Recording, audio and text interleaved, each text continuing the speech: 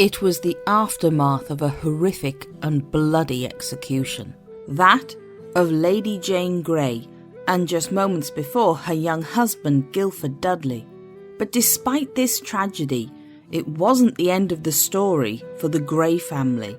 Her sisters Lady Katherine and Lady Mary had to go on living through the fallout and survive the consequences. New gallows were built at all the gates to London, ready to hang traitors to the crown who had been involved in Wyatt's rebellion. Sadly for Katherine and Mary, amongst the rebels was their own father, Henry Grey, the Duke of Suffolk.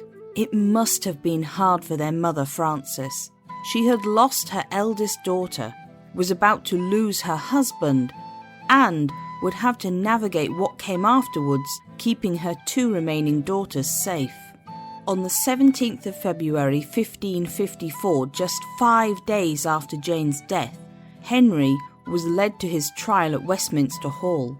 The charge was high treason for inciting war, for opposing Mary's upcoming marriage to Philip II of Spain, and for attempting a plan which would have meant Mary's death, although the rebels had only ever planned to capture Mary and put her in the Tower of London. He apparently took his sentence cheerfully, denying the charge and stating he was not guilty, as he was merely a peer who had tried to defend his country from strangers, a 16th century term for anyone born outside England. But it didn't wash with the judges, who were well aware of Henry Grey's vehement Protestantism and knew this was the real reason behind his actions.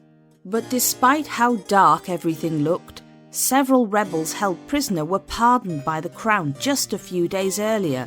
There might, perhaps, be a chance for Henry to be pardoned for a second time. Mary had failed to save Jane with a conversion to Catholicism, and she was determined not to make the same mistake this time. On the evening of the 22nd of February, the night before his execution, she sent 2 of her priests to see Henry, hoping to convert him and so allow him a pardon. But Henry was as steadfast as his daughter had been, and he wasn't moved by their religious arguments. Frances will have already known Henry's fate was sealed, and she had to focus her efforts on her children. Bradgate House was returned to the Crown, along with Henry Grey's lands, leaving Frances destitute with 2 surviving daughters. She and Queen Mary still had the bond of being cousins, and Frances used this to petition Mary to at least forgive Suffolk publicly, even if she would not pardon him and save his life. This would mean later the possibility of some of the lands being returned and being allowed back at court one day, but it must have been difficult. Despite being family and having once been close, Mary had ordered the death of her daughter. Even if in the context of the day the Queen's will was law, it likely wouldn't have dampened a mother's grief. The next morning, at 9 o'clock, Henry found himself being led along the same doomed path as his daughter had walked a few days earlier, to the scaffold. One of Queen Mary's chaplains was sent to go with him, but as they approached the scaffold, he began to give a sermon attacking Protestant beliefs. It would seem Mary's heart had changed from her recently given proclamation stating people should worship as they saw best, and the path forward was to return England to the papacy of Rome. Henry Grey was so infuriated by this speech that when the chaplain went to follow him up the stairs to the scaffold, he pushed him back, and the 2 men fell into a tussle at the base of the steps. It only stopped when the chaplain shouted that it was the Queen's wish that he be present. Once at the top of the scaffold, Henry Grey turned to face the crowd across the railing, regaining his dignity. He started, "Masters, I have offended the Queen and her laws, and am justly condemned to die." He then begged Queen Mary's forgiveness and was told she had already given it and was praying for him. Henry knelt and prayed before rising and handing his cap and scarf to the executioner. Giving his forgiveness to the executioner when asked for it, Henry added, "And when thou dost thine office, I pray thee do it well, and bring me out of this world quickly, and God have mercy to thee." It would seem Henry Grey had accepted his fate, as his daughter Jane had. He laid his head on the block, and he died with a single blow. It would appear the gloves were now off for Queen Mary, and she took no chances. More executions were lined up for those who had been involved with the Greys, or who had once helped plot with Thomas Seymour for Elizabeth's hand in marriage. The young Princess Elizabeth herself was brought to the Tower of London to become its latest royal prisoner. Although her rooms were lavish, they were also a reminder of her mother's death. Anne Boleyn had spent her final days in the Tower, and it must have crossed Elizabeth's mind that it might be her fate also. Frances Grey and her remaining daughters, Katherine and Mary, now had to tread a very careful line. Despite Jane's martyrdom, and her plea to Katherine in her final letter to take on the cause of Protestantism, it would have meant certain death. Instead, Frances told her girls to be publicly Catholic. We have no proof of how they felt in private, but it would make sense that even if they were deeply Protestant, at least seeming to have converted to Catholicism was a necessary survival mechanism. They would not have been alone, and Frances had lost enough family. Jane's legacy did live on, however, through the letter she had written to the family's former tutor Thomas Harding, and the letter to her sister Katherine, by becoming widely distributed throughout the kingdom. It was a dangerous assault on Queen Mary's reign, and it was best for Frances, Katherine and Mary Grey to keep their heads down. But Frances's earlier attempts at softening Mary's feelings towards them did work, as in April she was re-granted some of the estates Henry Grey had held, including Bow Manor near Bradgate, and just a few months later she and her daughters were once again permitted to be at court. Now part of the Queen's privy chamber and appearing to be Catholic, their future seemed to be safe, for now. Court life would have been very routine. Queen Mary liked her ladies to be dressed and ready for duties by 9 in the morning, meals were at noon and in the evening, and the rest of the day would be spent finessing the skills required of a noble lady, singing, dancing, sewing, reading and playing games such as cards. Sundays were the only change to the routine in that it was the day Queen Mary and her retinue of ladies went to the royal chapel to hear petitions from the people. Lady Katherine might well have been wary in this new life, with Jane's letter reminding her of her duty to Protestantism lingering in her mind. But she was, nevertheless, a young noblewoman, and Katherine's thoughts probably dwelt more on marriage than piety. But the marriage that would have been uppermost in most people's thoughts was that of Queen Mary herself. On the 20th of July, her betrothed, Philip of Spain, arrived on England's shores. It was a marriage that Mary was delighted with. Philip, less so. She was gaining a husband, something that had been held from her for far longer than it should have, and a chance to create an heir for her kingdom. He was young, handsome, and making the best of a situation which left him with no power in England. Mary, by contrast, was a decade older and seemed older still, her face lined with the anxiety life had put upon her, despite the rich gowns of crimson velvet and damask she adorned herself with. The wedding took place at Winchester Cathedral on the 25th of July, 1554, a suitably grand affair, the entire cathedral covered in cloth of gold. Mary herself sparkled, clothed in gold trimmed with diamonds, and a white satin kirtle embroidered with silver and more gold. Philip complimented her in white leather and silver embroidery, his Castilian jewels glittering alongside the collar of the garter he had been given when arriving in England, a public symbol, perhaps, of his now loyalty to both countries. The beginning of Mary and Philip's reign together was marked by entertainments and masks, and physical competitions between the young noblemen, such as jousting. All seemed well. In the wake of this merriment, however, came Queen Mary's revival of her father's old heresy laws. Many around her advised against it. But she was so fearful of the threat to her religion and her Protestant subjects who might wish to overthrow her, that soon after, the horrific burnings which became synonymous with her rule began. Although the punishments were originally intended only for heretic priests, it soon spread to ordinary people who were not willing to hide their religious beliefs. Katherine, along with other members of her family, maintained links with other families who had to hide their Protestantism. She struck up a friendship with Lady Jane Seymour, the daughter of the elder Edward Seymour, the protector of England during Edward's reign. This friendship would lead to other relationships, most notably that of Jane Seymour's brother, the 19-year-old Edward Seymour. Katherine herself was now 18 and the beauty of her family. Although she had the same opportunities for education as Jane had had, Katherine had been less interested in refining her mind. Blonde, blue-eyed and slim, she fitted the 16th century version of beauty perfectly, and Edward Seymour was just as interested in her as she was in him. He himself had inherited his mother's good looks, but the possible union between Katherine and Edward went beyond being a handsome couple.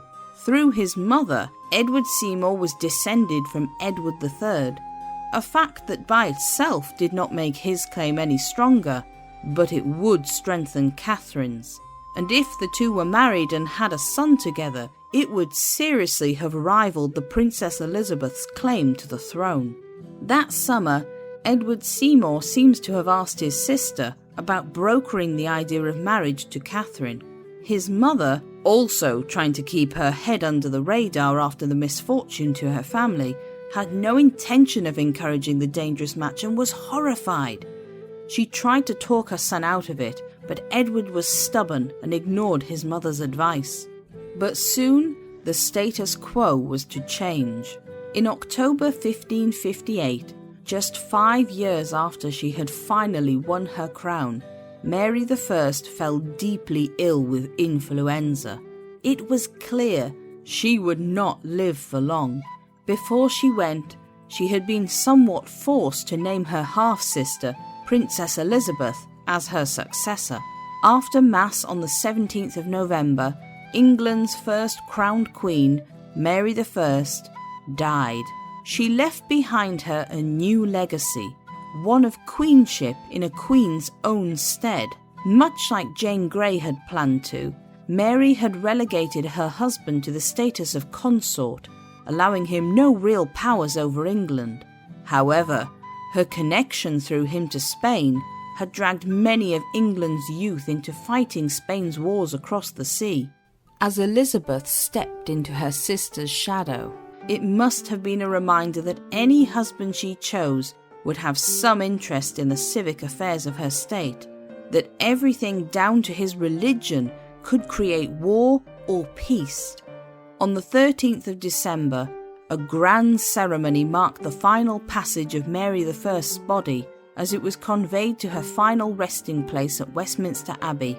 Katherine was no doubt amongst those in the procession behind the carved image of the Queen that graced the chariot carrying the coffin, all present dressed in deepest black. After the funeral rites were done and Mary I's body laid to rest, it was time for a new era. Elizabeth I was to make her entry into London to await her coronation. For the coronation itself, Frances and Mary Grey were not invited. Frances possibly because of her ill health. Catherine Grey was invited, but Elizabeth had not forgotten her distant cousin was sister to a dead usurper, and instead of being in the Privy Chamber, Catherine was pushed down to the Presence Chamber, to which all the upper nobility could be present. It was a cold, snowy day when Elizabeth made her way into London. Catherine was present for this, but she would have been very much aware of her lowered position. The Greys, it seemed, were to be pushed quietly into the shadows for the time being, next in line or not. But the procession of which she was a small part was a grand sight. The important men of the city, the aldermen, knights, lords, archbishops and servants for all of them led the way to the sound of trumpeters announcing Elizabeth's imminent entry. The new queen followed them on a litter, covered in cloth of gold lined with pink satin. Her hair was loose about her shoulders over a mantle of cloth of silver, a symbol of chastity and regality, suitable for a young unmarried queen. It was clear that already Elizabeth understood the power of a fabulous display to wow the crowds into being on her side. Following the Queen was her favourite, Robert Dudley. Despite the baggage attached to his family name, Elizabeth seemed to favour the young, handsome noble with dark curling hair and a trim figure.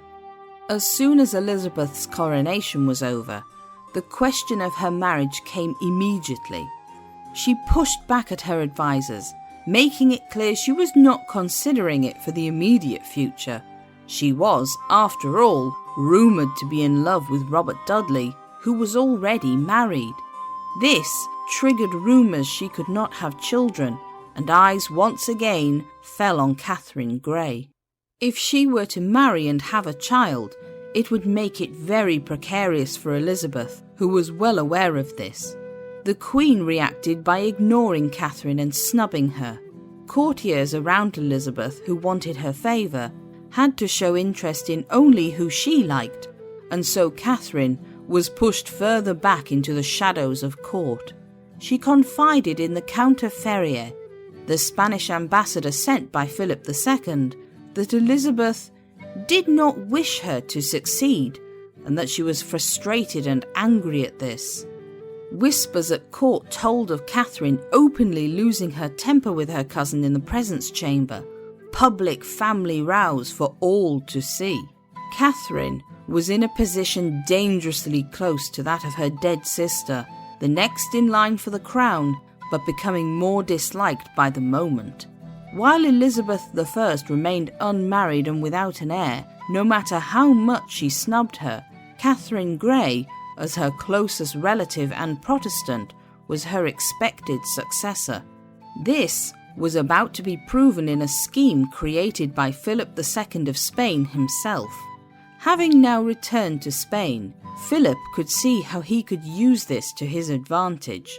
Queen Elizabeth had ended England's aid in fighting France, and if she instead arranged an alliance with Henri II, the French king, it would be dangerous for Spain's holdings in the Netherlands. Spain needed to remain on friendly terms with England, but a marriage alliance had been turned down flat by Elizabeth. On the grounds, Philip had been married to her sister, but a marriage alliance wasn't entirely out of the question. But to whom? After her confessions to Ferrier, the ambassador had decided that Catherine Grey was the perfect candidate, with her royal connections, English stability, and being turned against the Queen by Elizabeth's own actions. Ferrier himself deeply disliked and distrusted Elizabeth. She was as Protestant as Mary had been Catholic, and Catherine informed Ferrier that she was Catholic through and through. Catherine convinced Ferrier that her family hated her for the choice of remaining Catholic. How true this might have been is difficult to tell. The Greys' early lives had been marked by their steadfast adherence to the new faith, but since then they had declared themselves Catholic and now flipped back, except for Catherine, it seems, to being Protestant. This could have been genuine, or this could have been politically smart. The reason for Catherine's declaration to the Spanish ambassador was linked to matters of the heart. Edward Seymour had cooled towards her in recent months, and perhaps Catherine saw an opportunity to make him jealous, as teenage girls might even then. Ferrier promised her he could perhaps set up a marriage through the aid of his king, maybe to a Habsburg relative, and in return Catherine swore she would not marry without Ferrier's knowledge. It is possible that Catherine, being young and lacking her sister's sharpness, thought this was little more than talk. But in Spain, the information fed back was taken seriously, and plans were made to kidnap the young girl and marry her to Spain's advantage. A small number of ships would make their way up the Thames, and Katherine would be smuggled on board one of them, being made off with to Spanish shores. However, before anything could come of these plans, the French king Henri II died from a horrific jousting accident, a splinter from a lance entering his eyeball up to his temple. Philip II paused, his plans on hold, as Henri's heir, the weaker Francis II, came to the French throne.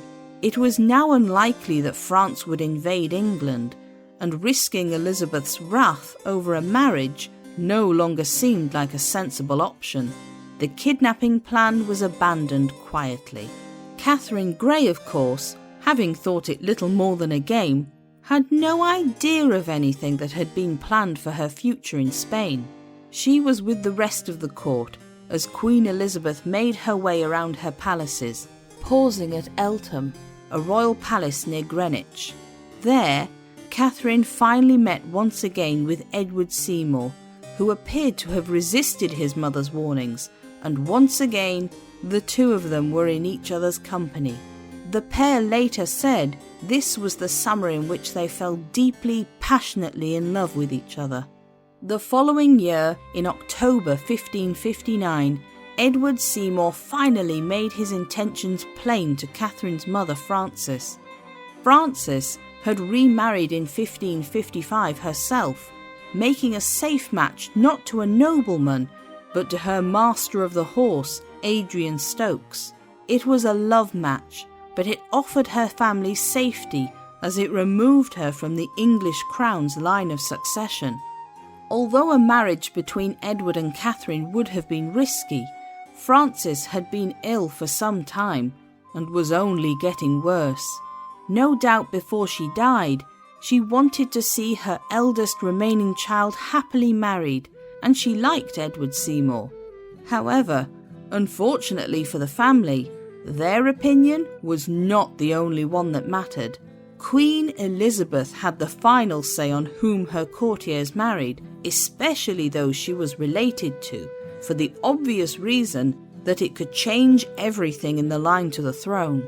At this time, Catherine strengthening her position would not have been seen by many as a threat to Elizabeth, but as a counterpoint, as Elizabeth's Protestant heir against Mary, Queen of Scots, a combination of everything England rebuked at that time, Scottish, French, and Catholic.